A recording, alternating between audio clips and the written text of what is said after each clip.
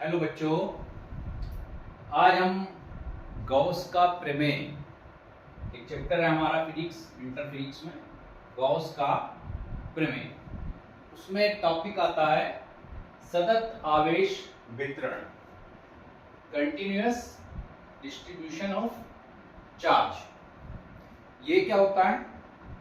इसमें जब हम किसी वस्तु को आवेश देते हैं और वो उसके पूरे एरिया पे फैल जाए, यानी कि किसी वस्तु को दिए गए आवेश का उस पर समान रूप से वितरित हो जाना, क्या कहलाता है? आवेश का सतत वितरण कहलाता है। इसमें हम जैसे एक मान लो रॉड ले लेते हैं, जैसे ये कोई एक रॉड है, तो इसको हमने पॉजिटिव चार्ज दिया और वो पूरा इस पे वितरित हो गया, ठीक है। इसको क्यों आवेश दिया? ये कोई एक वायर था,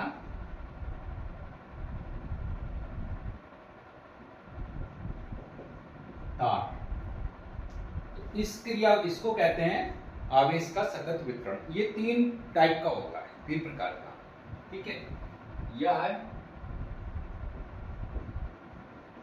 तीन प्रकार का होता है। पहला है रेखीय। पहला क्या है? रेखीय आवेश वितरण। रेखीय आवेश वितरण, linear distribution charge.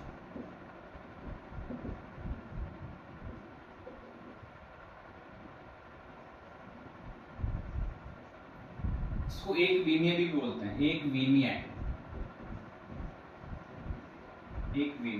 One dimensional.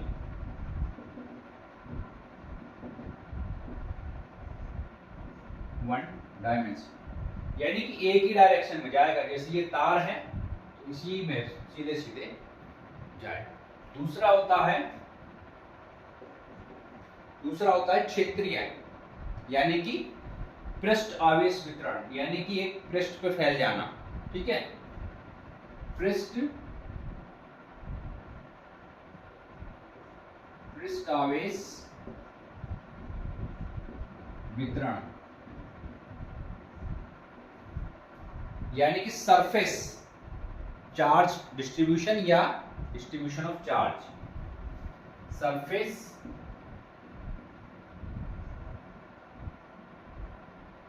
Charge distribution,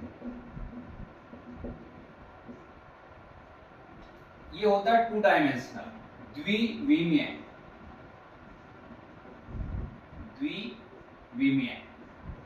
two dimensional.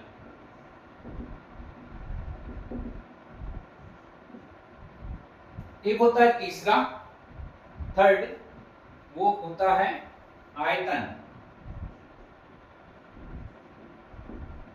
आयतन आवेश वितरण। आयतन यानी वॉल्यूम, ठीक है, volume charge distribution.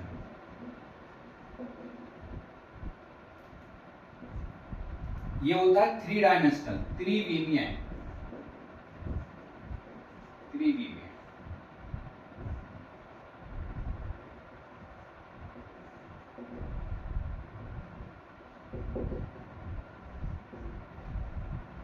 Two dimensional जिसमें हम क्षेत्रफल की बात करेंगे। अगर हम पृष्ठ आवेश वितरण की बात करें, द्विविमीय जिसमें हम क्षेत्रफल की, जिसमें लंबाई चौड़ाई होगी, ठीक है।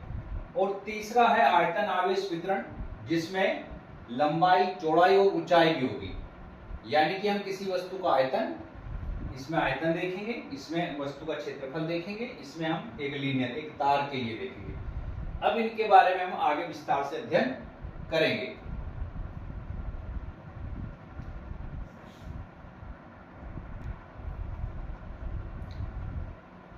पहले आता है आवेश का रेखीय घनत्व, जो हमने रेखीय आवेश वितरण है उसी के अंतर्गत पहला है ये आवेश का रेखीय घनत्व। इसमें क्या होगा कि जब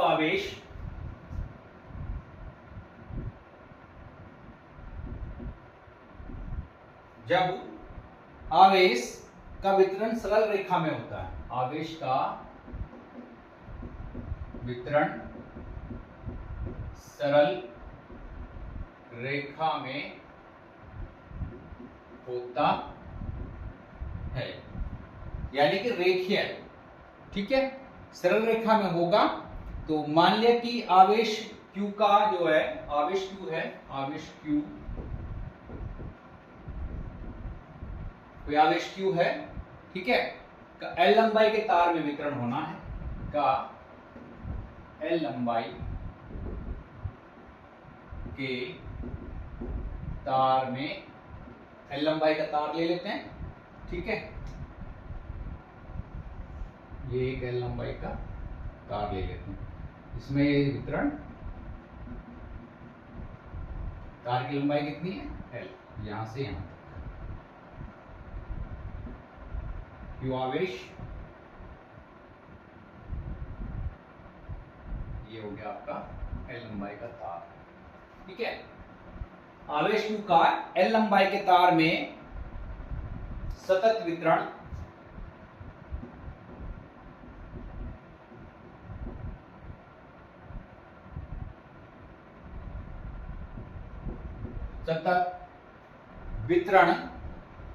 ठीक है, जब उसको उसमें पूरे तार में फैलाएंगे तो L लंबाई के तार में सतत वितरण का परिमाण,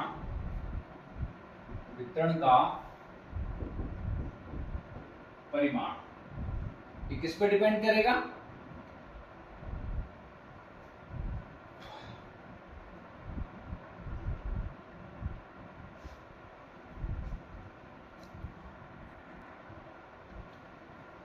ठीक है।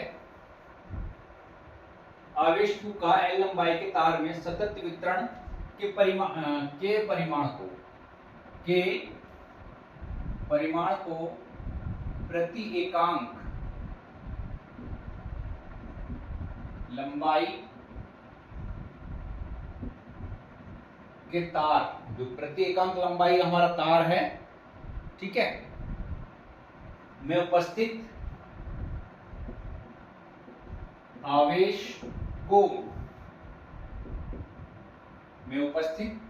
आवेश को क्या कहेंगे, आवेश का रेखीय घनत्व कहते हैं, आवेश का रेखीय घनत्व कहते हैं। और इसको किससे प्रदर्शित करते हैं, लैम्डा से, आवेश का रेखीय घनत्व लैम्डा कहते हैं। यह आपका डेफिनेशन हो गई आवेश के रेखीय घनत्व की, यानी कि अतः lambda equal to Q by L, मात्रक कूलाम प्रति मीटर, और यदि विमा निकालनी हो इसकी, ठीक है, विमा वो क्या होगी, An-1T, वो आप जान ही रहे हो, कूलाम की होती है 80, L नीचे है तो ऊपर जाके -1, तो ये इसकी विमा हो जाएगी। अब यहां से हम देख सकते हैं कि Q बराबर लैम्डा L, इस इक्वेशन से देखते हैं, Q बराबर लैम्डा L भी आ जाएगा हमारा इससे। अब इसमें क्या है, यदि हम देखते हैं जो तार है वो क्या है, वृत्ताकार, ठीक है, किसी वृत्ताकार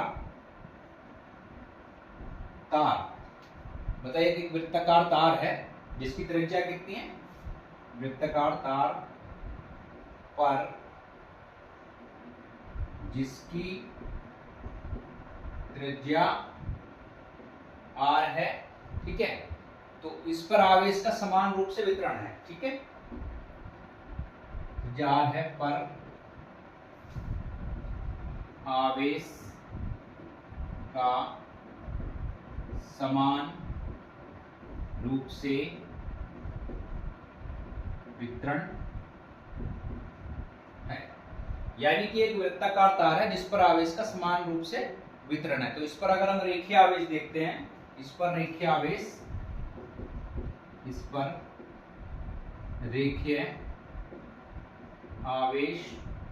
घनत्व, ठीक है, रेखीय आवेश घनत्व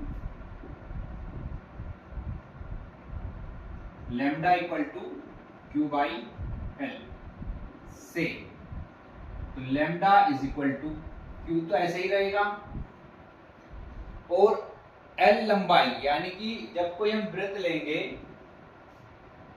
वृत्ताकार है ना ये, तो इसका यहां से पथ लेंगे और ये होगा कितना 2 पाई r, ठीक है। वृत्ताकार तार की परिधि, तो यह आएगा lambda equal to Q by 2 pi r। अगर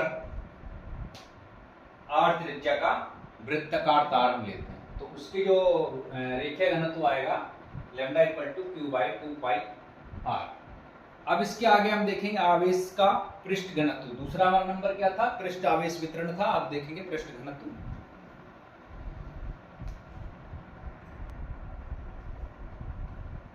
इसमें देखते हैं आवेश का पृष्ठ घनत्व। तो इसमें क्या होगा कि जब ये हमारे पास क्या है, एक पृष्ठ है, इसका क्षेत्रफल a है और इस पर आवेश का वितरण कितना है, 2 है। तो जब पृष्ठ घनत्व, ठीक है, तो जब हम जब आवेश किसी पृष्ठ पर वितरित होता है, यानी कि एक क्षेत्रफल है, जैसे ये हमारा एरिया, इस पर वितरित होगा, तब इसे हम कहेंगे पृष्ठ आवेश वितरण कहते हैं इसको। अब हमने क्या किया है कि इसमें एक क्षेत्रफल a ले लिया है, पृष्ठीय क्षेत्र a पर एक आवेश q जो समान रूप से वितरित है।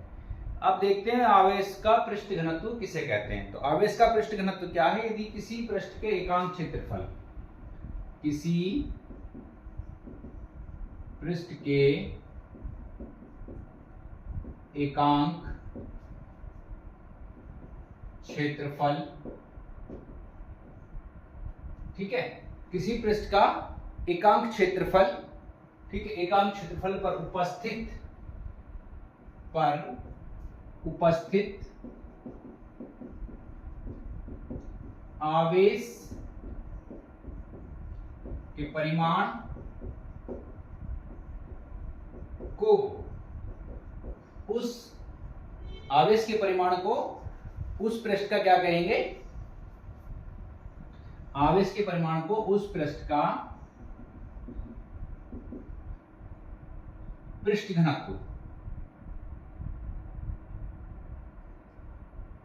पृष्ठ घनत्व सिग्मा कहते हैं। और इसको हम सिग्मा से प्रदर्शित करते हैं, तो यानी कि sigma equal to Q upon A. यहां पर आपने देखा था lambda equal to Q by L था। अब चूंकि यहां पर एरिया की बात हो रही है तो यहां पर होगा क्यू बाई ए। मात्रक इसका, मात्रक कूलाम प्रति मीटर स्क्वायर, क्योंकि क्षेत्रफल है, और इसकी विमा में अंतर आएगा AL माइनस 2T। इसकी जो विमा होगी AL माइनस 2T, ठीक है। अभी हम इसमें देखें कि ये एरिया है, अगर मान लिया इसकी लंबाई चौड़ाई की हम बात करेंगे तो चौकोर यदि होता है, आयत होता तो लंबाई होना चौड़ाई हो जाता। अगर गोल होगा, मान लिया एक सर्किल होगा, इस तरह का सर्किल, तो इसका एरिया होता है, इसका एरिया हम निकालते हैं अगर, तो पाई आर स्क्वायर निकल के आता है एरिया, ठीक है। अभी देखते हैं उसको भी।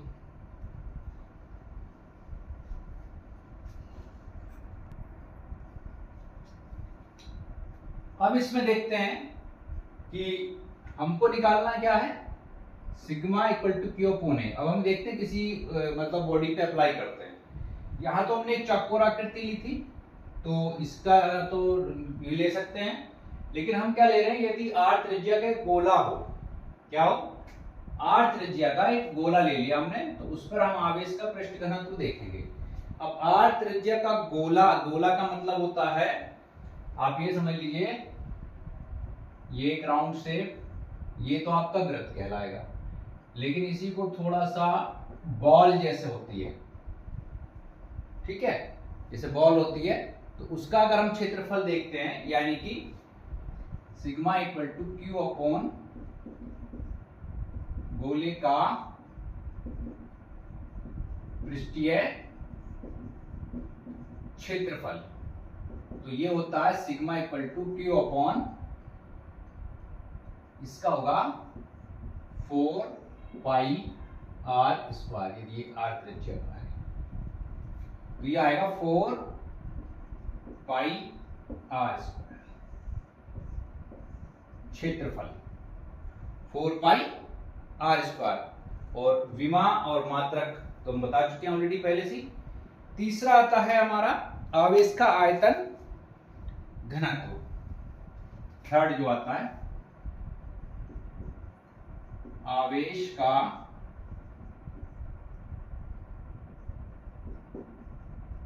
आयतन घनत्व, और इसका सिंबल होता है रो, इसका सिंबल होता है रो, ठीक है। इसमें क्या होगा कि जब आवेश किसी वस्तु के संपूर्ण आयतन में समान रूप से वितरित हो जाता है, ठीक है, जब आवेश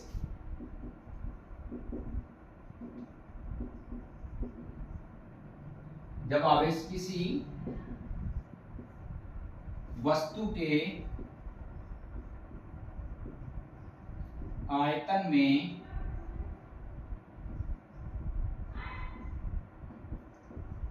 संपूर्ण रूप से वितरित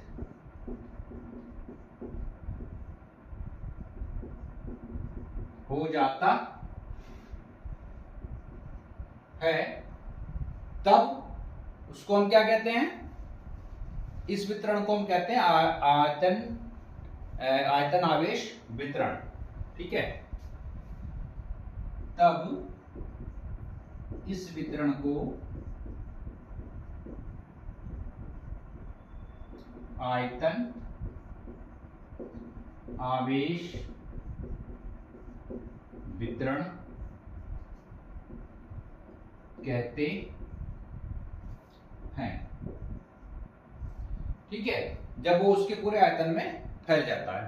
और यदि हमें इसका निकालना हो आवेश वितरण घनत्व, तो आवेश वितरण घनत्व क्या होगा, जो उस पूरे आयतन में आवेश का जो परिमाण होगा संपूर्ण आयतन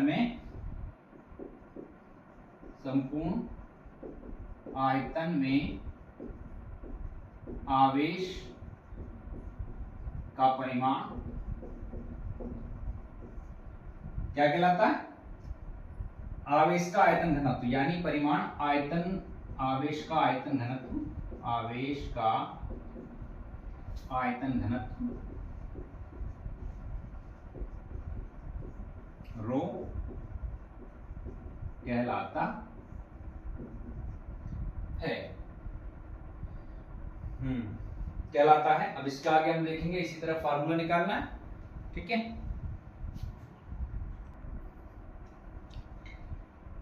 ठीक है, तो संपूर्ण आयतन में आवेश के परिमाण को हम क्या कहेंगे, आवेश का आयतन घनत्व, यानी कि इसको रो से प्रदर्शित करते हैं, तो rho equal to Q upon V। अब की बार यहाँ आयतन की बात आ रही है, तो यहाँ पे आ गया Q अपॉन V। और यदि हम इसमें एक r त्रिज्या का गोला देखते हैं, r त्रिज्या का गोला, तो उसका यदि हम आयतन देखते हैं, तो गोले का आयतन आप लोगों ने पढ़ा हुआ है 4/3 पाई r क्यूब होता है, ठीक है। यहां पर हम उसकी वैल्यू को रख के हल कर लेंगे, Q upon 4/3 pi r cube. ठीक है, अब इसमें इसको ऊपर ले जाएंगे तो थोड़ा सा और हल कर लेंगे, 3q upon 4 pi r cube. ठीक है, तो ये आपका हो गया आवेश का आयतन घनत्व रो। मात्रक इसका कूलाम प्रति मीटर क्यूब और विमा AL-3T। AL-3T ये इसकी विमा होगी। तो इस प्रकार से आपका जो है गॉस प्रमेय में जो टॉपिक है आपका सतत आवेश वितरण, उसके तीनों फॉर्मेट कंप्लीट हो जाते हैं। इसका आगे हम उपयोग करेंगे किसमें, जब हम गॉस प्रमेय के अनुप्रयोग करेंगे। अभी तो पहले गॉस प्रमेय हमको करनी है। आज अब जो नेक्स्ट वीडियो होगी उसमें गॉस प्रमेय और उसके अनुप्रयोग को हम देखेंगे। ठीक है, आशा है समझ में आया होगा, अच्छा लगा होगा। तो सभी दोस्तों को बताइए, शेयर भी कीजिए एंड सब्सक्राइब भी कीजिए। आपके सबसे मोस्ट इम्पोर्टेंट बात यहाँ ये है कि ये आपकी बोर्ड परीक्षाओं के लिए जो तैयारी आप करते हैं उसके लिए बहुत ही इम्पोर्टेंट टॉपिक्स हैं ये सब। इनको कॉन्सेप्ट आप समझ लेंगे तो आगे के जो क्वेश्चंस हैं उनको हल करने में बहुत ही आपको जो है सुविधा मिलेगी और आसानी से हल भी हो जाएंगे। ठीक है, तो उम्मीद करते हैं कि आप लोग इसको जो है अच्छे से तैयार करेंगे। Thank you.